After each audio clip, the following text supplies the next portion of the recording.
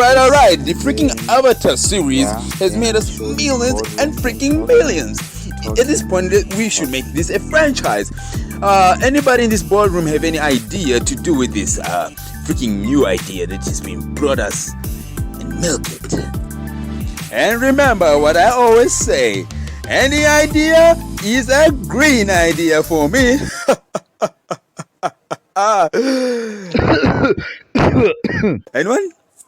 Anyone?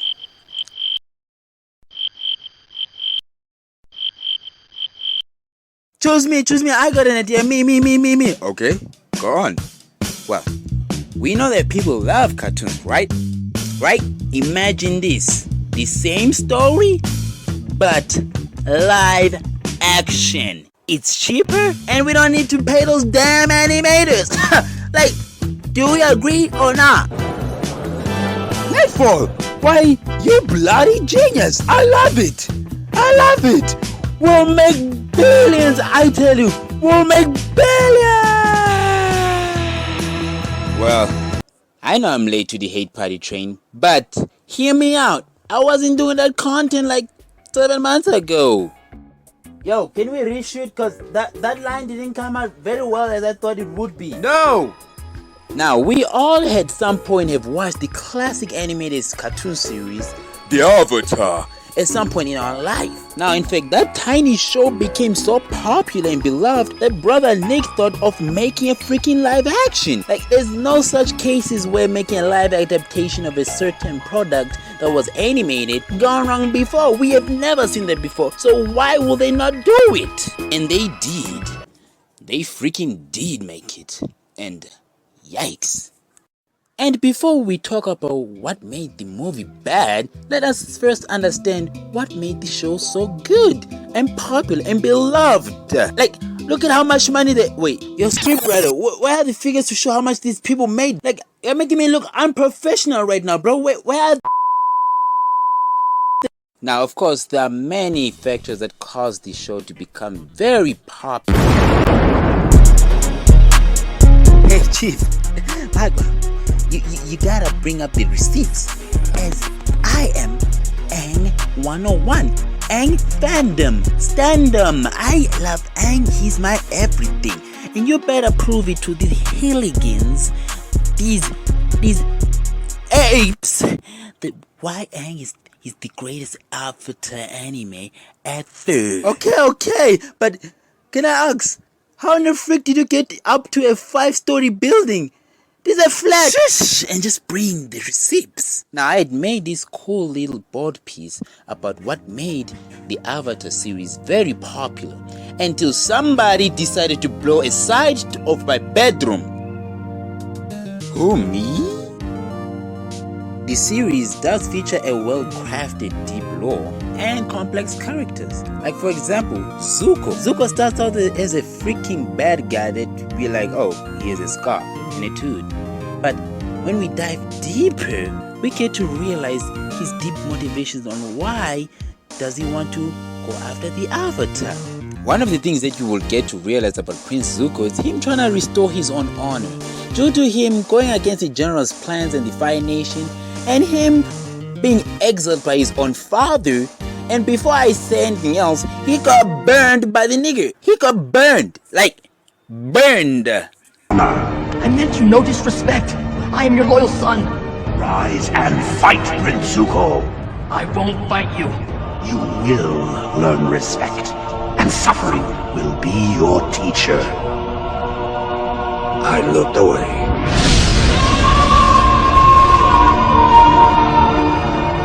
I always thought that like I was saying, Zuko trying to find himself and truly understand his true identity and what will he become in future. And of course, his overarching character development, like, it's pretty on.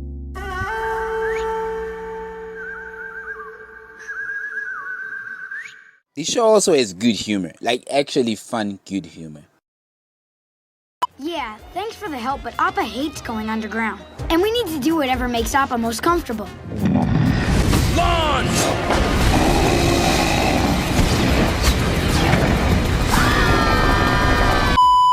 So wait, that's it on the comedy aspect? That's it? Yeah. What is there to yap about?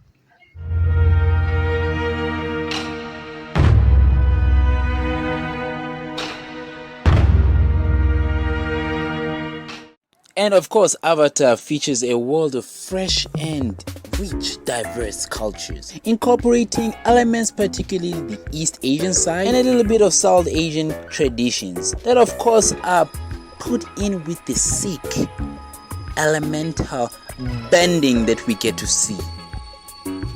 Now, of course, the series addresses the important themes such as friendship, honor, and redemption. Michael, yeah, what?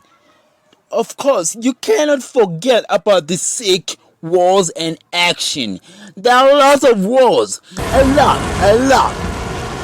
So this yap session is basically you trying to avoid the movie, right? Yep, you're right. How did you know?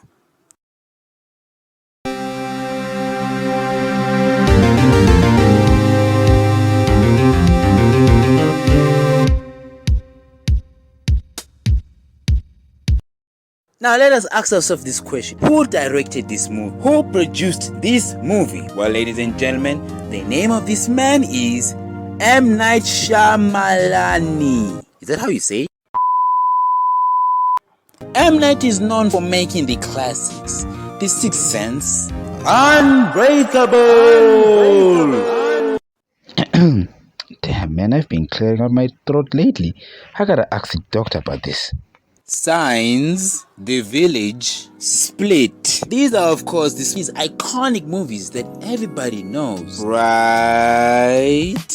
But Michael, what inspired this dude to produce the show? That's a good question, my dear compadre. Well, Mr. Knight said it himself in an interview that he saw his daughters watching the show and being fangirling at the show so much that led him to sit down and watch the show with his daughters, which the storyline, the captivating plot lines and everything inspired the man to create such a masterpiece, re-envisioning it instead of a kid's baby skibidi toilet type show to a Terminator type show where adults can watch it. Like, who in the hell of an adult will watch a freaking cartoon, right? right?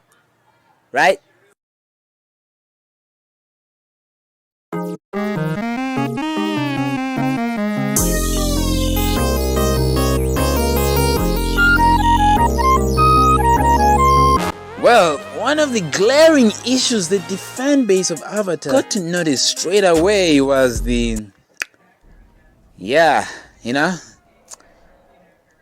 race swapping. Yes, a show that is literally filled with Asian cultures has just white people. Yeah, so much of diversification, right? What about Indians? Indians are Asians too, bro. So the movie only has two races, white people and Indians. I know I've been doing this a lot, but this Loki sounds kind of racist. When I wrote the script, it didn't sound that crazy. Okay, you gotta hear me out, guys. You gotta hear me out. That's all. Now, I had done a little research on why Nightmare did this.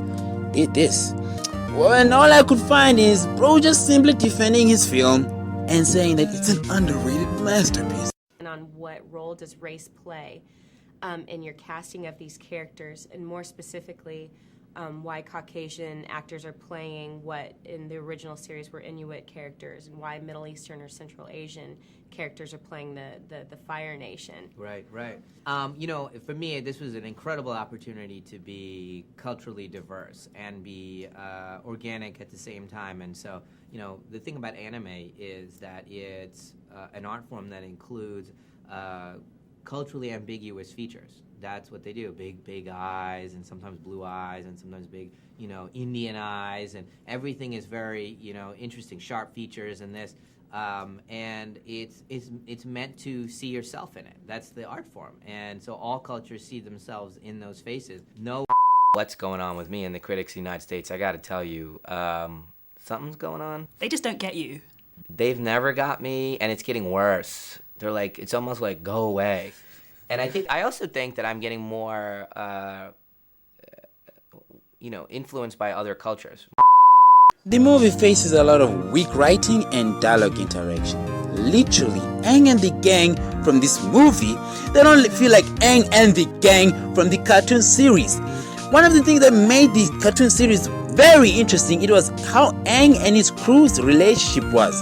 The building up of their relationship, the character development of each character. Sokka from being a sexist dude to an actual Chad. Like, that relationship felt real, like friendship, like real friends. I like this. Like around here. They haven't been able to conquer big cities like Ba Sing Se, but they're making plans, I'm sure. So, are you the Avatar, Ong?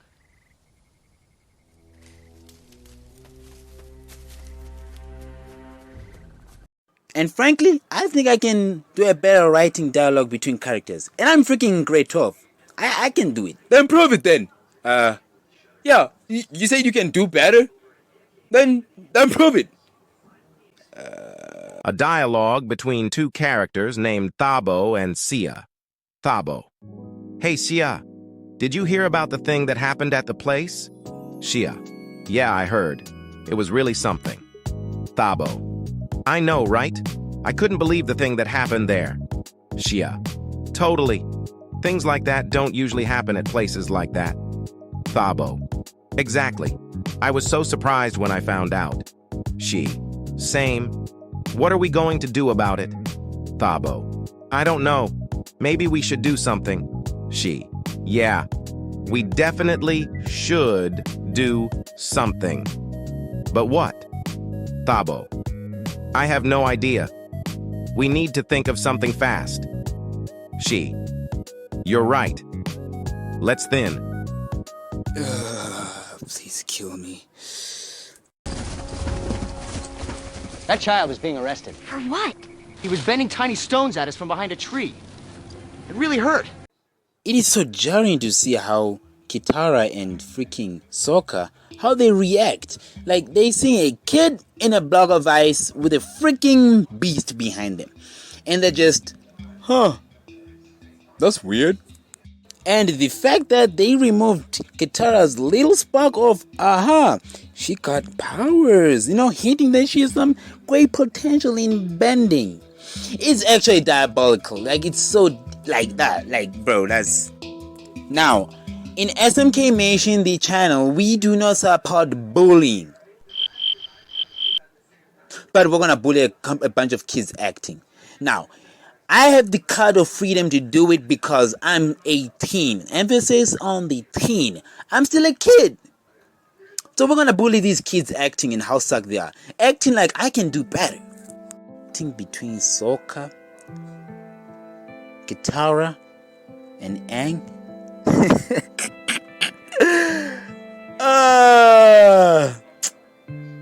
Dude.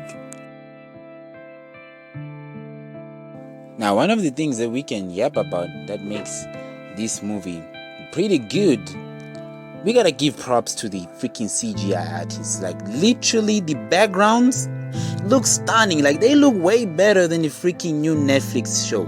And that one is modern day, literally 2024 type stuff. And this one was made in like 2010. And what was I there? I wasn't even in grade R. We were still doing FIFA World Cup 2010 for South Africa. Bola, Shakira. But the CG for my boy Appa, damn, he looks terrifying. In the show, he looks pretty cute. And I was like, it'd be cool to have him as a pet. But seeing him looking like that in live action, oh, hell no. Well, what did we learn here, class? Don't make live adaptation of movies. And Stan, clean up that mess that you made on my wall. Wait, what about the One Piece movie? I don't know.